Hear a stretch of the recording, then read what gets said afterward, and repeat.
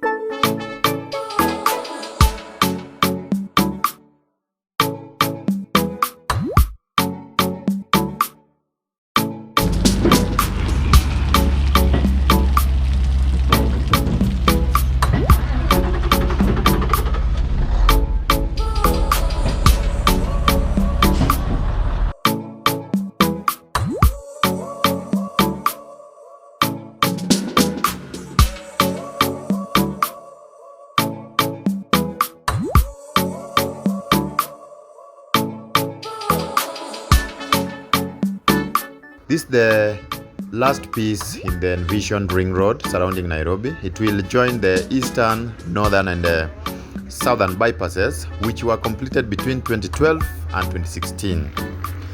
The 16-kilometer western bypass due for completion, that's next year in 2022. It will connect the southern and northern bypasses running from Ruaka town all the way to the Nairobi-Nakuru highway at the Gitaru junction. This means that Ruaka will be at the heart of this high-grade highway system.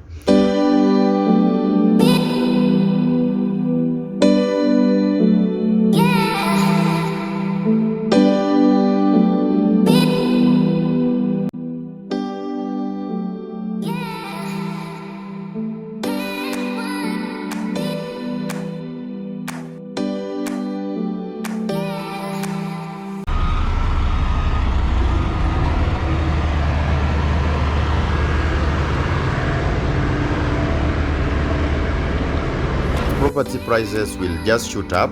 Values of property in areas with large infrastructural improvements tend to increase rapidly, particularly for the early buyers or those who owned properties along this highway here before it was constructed. That's, for instance, let me give you this nice example here. Wodsiaya will give you an example of, let's start just with the northern bypass. Northern bypass, land in Ruaka averaged at 40 million per acre. That's by 2016. By 2018, it had grown to 89.7 million, and this was driven by increased demand for property along the northern bypass. So with the northern bypass running on one side of the town, the western bypass will run on the other side. I think most of us are aware that northern bypass just run on the other side of this western bypass here. So because it will run on the other side and will cause property prices along the Ruaka-Gitaru road to increase drastically, there will also be a higher amount of investment grade property that Ruaka and neighboring areas such as Ndenderu are about to attract more interest from developers keen to capitalize on the increased property prices as well as the anticipated demand. The northern bypass has led to a rise in mid-income residential properties and high-grade commercial projects such as Two River City and Tatu City. So in addition, we are likely to see a rise in uptake and occupancy. Ruaka will be more accessible from the majority of Nairobi's commercial nodes such as Westlands, Lavington, Kilimani, Karen, among others. So due to increased connectivity, in turn, this will translate to increased demand for residential units within the area. So what's more, there will be a surge in the demand for quality amenities in the town. As Nairobians, Nairobi's middle class population grows, savvy businesses, business people will be looking to invest in quality social amenities that meet its needs. This will include the construction of mixed-use developments such which have incorporated elements such as retail, hotel, education, and healthcare. So highways tend to attract businesses, especially convenience stores, capitalizing on accessibility by travelers. Furthermore, there will be more and many more relocating firms as a spillover effect from conventional commercial nodes such as Westlands and Parklands.